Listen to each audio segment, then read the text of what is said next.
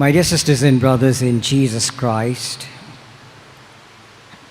I remember once in a restaurant about to have dinner when I took the menu card and I opened the menu card and there was this wonderful quotation of Tom Carlyle, an 18th century poet, and he wrote, "Men who have no communion in and nothing else can still eat together, can still rise into some glow of brotherhood over food and wine." And so what Thomas Carlyle was saying exactly was exactly what happens to many of us, that we may have differences of opinion. As I sat in that restaurant and I looked around various tables, there was conversation, there were some people just silent, whatever. And what Thomas Carlyle was actually saying is, that's the situation at a meal. You may have people who won't talk. You may have people who have different opinions, of different views. But when it comes to having a meal, that is forgotten. It brings a certain amount of unity and binding together. And as he says, a glow in the brotherhood over food and wine. My dear sisters and brothers in Jesus Christ, today we celebrate the feast of the body and the blood of Christ in the Eucharistic setup, which is a meal. But why do we need this feast since we have this celebration of the Eucharist every day? And one of the things is that when it is too common, when you're so used to it, we may forget the immensity of this.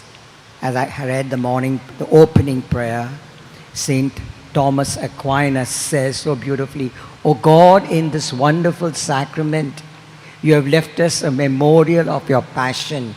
The same prayer we say at benediction 101 times all over the world. But the words are so beautiful.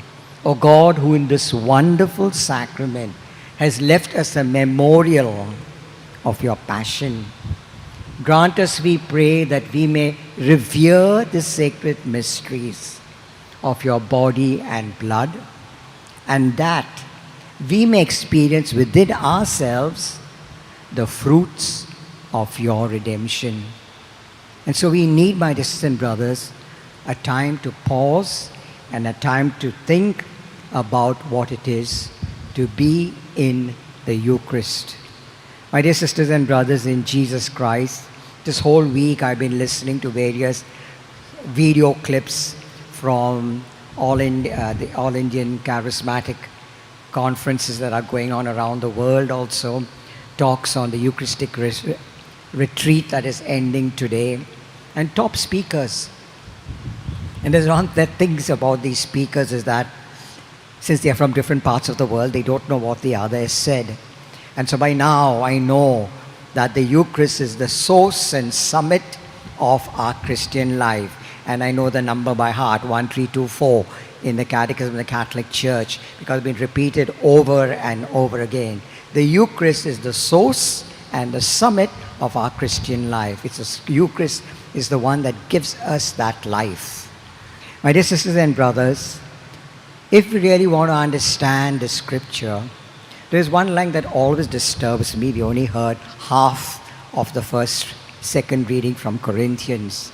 But the second half that St. Paul says, which is actually written even before the Gospels, is that if you eat and drink in unworthy manner, without discerning it's the Lord's body and blood, you drink and eat judgment on yourself.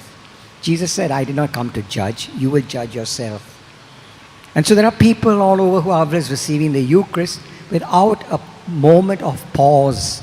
What am I receiving? Why am I receiving this body and blood of Christ?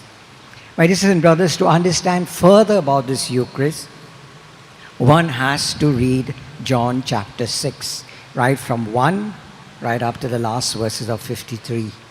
My dear sisters and brothers, it's amazing that Eucharist. of of multiplication of the fish and the loaves in John chapter 6. John doesn't have a Last Supper discourse, because in this massive chapter, he's explained all the nuances of what the Eucharist is. We often do this in our confirmation class to explain how Jesus' body can become the Eucharist, because one of the aspects is Jesus crossing across the water. There's no time to explain that today. But we need to look at what the Gospel says, my dear sisters and brothers. And when we understand why we need this feast today, the first thing that comes to my mind is Jesus says in Matthew 22, last chapters of Matthew 28:20, "And behold, I will be with you till the end of time." And that is what the Eucharist is. At any Catholic church, there is always the monstrance, there is always the tabernacle, there is always this red light on that symbolizes that Jesus is present. And so, Jesus is there with us till the end of time. He gave us his body so that he can be with us. And that is why in John 6 it says, "Those who drink and eat my flesh," which you heard today, "I and my Father will abide in him." So not only that Jesus is going to be there with us, but Jesus is going to live with us when we eat and drink this body worthily. Secondly, my dear sisters and brothers, Jesus in John chapter 10 verse 10 says, "I came to give life and life in abundance." And if we want that life in abundance, exactly as I said, he comes to live in us. And so John 6 today, which you heard, "Very truly I say to you, unless you eat my flesh and drink my blood, you will have no life in you. But if you do so, you will have eternal life, and I will raise you up on the last day." My dear sisters and brothers in Jesus Christ, read John chapter 6 and underline the word eat, eat, eat all the time. And that word eat, right from the multiplication of the fish and the loaves, the first few have a Greek word called estio, that means to eat gently and delicately.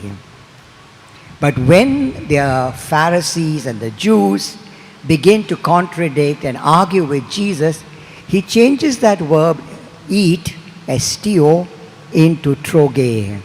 Troge means might, munch, crunch, chew, revere, enjoy. And that's what he says.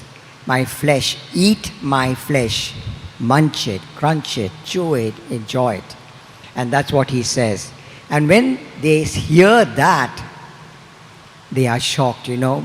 We have our Protestant brothers and sisters say, we don't believe that that is the body and the blood of Jesus. But this discouragement, or this argument, actually the correct word is argument, proves that what Jesus was saying was true. Because Jesus said, I am the vine and you are the branches. Did anybody get up and get angry? No, they knew he was talking in symbolism. You also know when Jesus, I am the door, I am the gate, I am this. Nobody argued.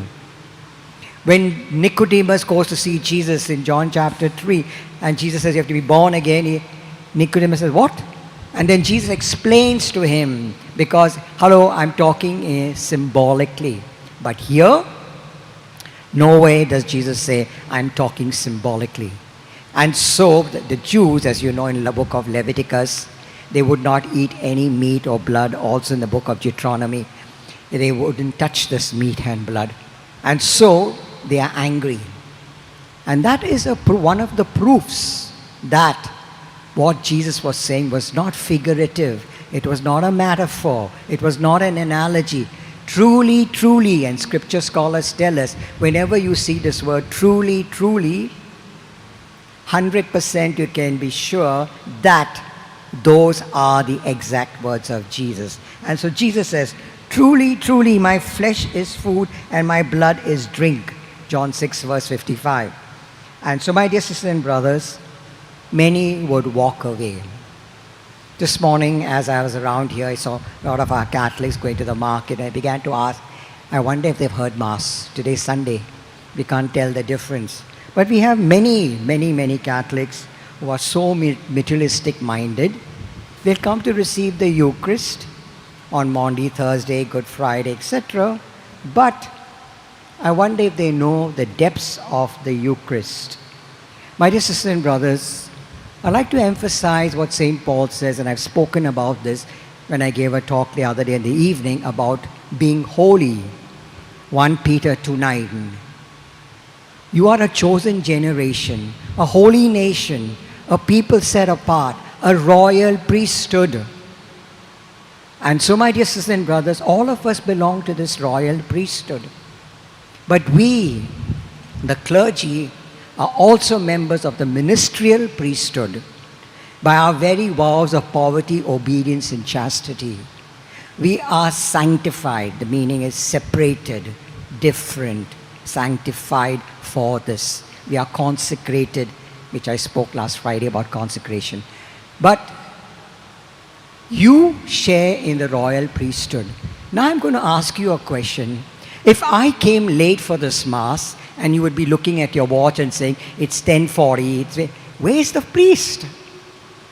And if I'm the priest in celebrating this, and you can't tolerate the being late or tardy or whatever, can you think that Jesus is going to tolerate your lateness because you belong to the royal priesthood? You can't have two standards in the royal priesthood. Secondly, if I had to come for the celebration of the Eucharist in Bermuda shorts or a banyan or a t-shirt and so on, and celebrate the Eucharist here, maybe put a stole just to make it a little more important, would you accept it? No. You would write letters to the bishop and say, so-and-so father came to celebrate Mass in his shorts. Because vestments are set apart. You can check that in the book of Leviticus again. When Moses gives the whole order of what to wear when you come onto the altar, because you are set apart. And so in the same way, can you come for the Eucharist haphazardly dressed? Or should you not come appropriately dressed? Because you are a royal priesthood. In the old days, people would look at us and say, see, they're going for Mass with their Sunday best. Today, so many people come for the Eucharist as if they're going to go straight from here to Marway Beach. No respect for the Eucharist. Would you do that if you had to meet, I don't know, top actor, top actress, if you had to meet Pope Francis? Would you do that? The third thing is, if I came here and during this Eucharist, suddenly I got a phone call and I picked it up and I spoke and said, yeah, I'm preaching, can you hold on, and so on, would you accept that? Because he is the priest. What about you? You are the royal priesthood. Can you talk on a phone or conversation and giggle and so on when the word of God is being broken? When the word of God, the source of the universe, is talking to you, can you have the audacity to do that? This, my dear sisters and brothers, is practical things. Think of the royal priesthood, 1 Peter 2:9. Go and underline that in your Bible today. And my dear sisters and brothers, that is something that we got to know. St. Augustine says, claim your dignity as the royal priesthood, because what you eat will change you. And he says, this is what God says to him, you will not change me, but I will change you. Whenever we eat, the famous philosopher Feuerbach said, we become what we eat. Meaning to say, the ideas we absorb, we become that person. Feuerbach, German philosopher. And the same way, when we receive the Word of God, we become closer to God. And that, my dear sisters and brothers, is the exact meaning of source and summit. When I come for the Eucharist, I'm entering into the source of my whole existence, my whole being. And as I read Scripture, as I participate in the Eucharist, as I do other things of faith, hope, and charity. I move, as St. Paul says, from glory to glory, Corinthians. My dear sisters and brothers, this is what we need to do. I feel so hurt when I see so many of our Catholics have left the Catholic Church because they had no understanding of the Eucharist. That is a symbol and so on. There are some who have asked me, Father, I'm thinking of leaving the church. I said, what about the Eucharist? I said, yes. And I've explained to them. My dear sisters and brothers, there are umpteen examples. One top example is Scott Hans, a great theologian. You may see his video clips. I've learned a lot on the Eucharist, the 4 cups, and the breaking of the bread from Scott Hans. And he was a Protestant Baptist pastor, searching to understand what all this is about. He began with Mary. His first book is Rome Sweet Home. Today, he has 5 children. One of his sons is in the seminary. And his daughter told him the other day, you know, Dad, I'm beginning to miss the Eucharist. We don't have Mass. And he said, I felt like patting my hand on my own back. I have achieved something with my children. My dear sister brother, you have Scott Hans.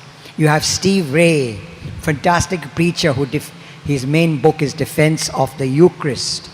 And these are guys, Brad Pitt, Pitre. These are guys who have studied, joined the Catholic Church and said, wow, this is what Jesus is talking about. Otherwise, the Eucharist, the crucifixion is just an ordinary crucifixion. But when you see the crucifixion, this is my body given for you. See the blood flowing. This is my blood given for you. Then that Good Friday becomes something important. Then the Maundy Thursday is fulfilled in the Good Friday, and that Good Friday becomes real in Easter. My dear sisters and brothers, Jesus Christ. Again, there are thousands of Eucharistic miracles. When our parish 2 years ago or 3 years ago, we went to West Europe. We were very lucky enough to spend a whole afternoon from 1 till about 4:35 in Santarém, in Portugal, where all of us had the opportunity to go up to see the host that was changed into the body and the blood of Jesus Christ. We were this close. And many of us took our rosary and touched that monstrance because we believe that that is the body and the blood of Christ. And most of all, my dear brothers and sisters, to understand deeply what the Eucharist, I need to read the scriptures. Without understanding the scriptures, I will never understand fully the Eucharist. When we do this topic in confirmation, we start right from Genesis 1, where the Word was there and the Word created the universe. Jump to John chapter 1. In the beginning was the Word, and the Word became flesh. The same Word. And so from Genesis 1, you have the flesh, the body, and the blood of Jesus present in different nuances. Then go to Cain and Abel. The very sacrifice are sacrifices of the bread and the wine. Go further, you get Abraham, you get Melchizedek, you get Ezekiel, and you get so many things. The miracle of multiplication of the bread with Elijah, and so many examples, till you come to John chapter 6. And that is why, when you read John chapter 6, the Jews will say, okay, our Father gave us manna in heaven. We tend to believe that you are the Messiah. Show us a sign. They ask for a sign again in John chapter 6. And Jesus is not going to give any more signs. He says, I am the bread of life. My dear sisters and brothers in Jesus Christ, you and I live in such a fantastic and beautiful Catholic Church where we have the body and the blood of Christ. Every time we celebrate this Eucharist, listen to the words of the Eucharist. Right now, I will put the wine and the water together in the chalice. And I will say, through the mingling of this water and wine, may we come to share in the divinity of Christ as He shared in our humanity. Again, at the Our Father, that translation in English has missed the point. If you look at the Greek word, give us today our daily bread, the Greek word that is used is called epiosis. Epiosis is give spiritual bread. And that word is used only twice. One, in Moses' time, when God rained manna, the spiritual bread. And here when Jesus says, give us today our spiritual bread. So many of us think give us today our daily bread means see that we are well off, we are looked after, etc. Like Proverbs 30 verse 9 says, give me enough. No. It's so important we say the Our Father just before we receive communion, which says, give us today our spiritual, supernatural bread daily. And you and I have an opportunity for that. My dear sisters and brothers in Jesus Christ, I could go on and on because I usually do a 3 hours Eucharistic celebration for the confirmation children, and I do it for the outreach program in the retreat. But the Eucharist is so rich, and that, my dear sisters and brothers, we got to learn to love it. First begin with knowing that you are a royal priesthood.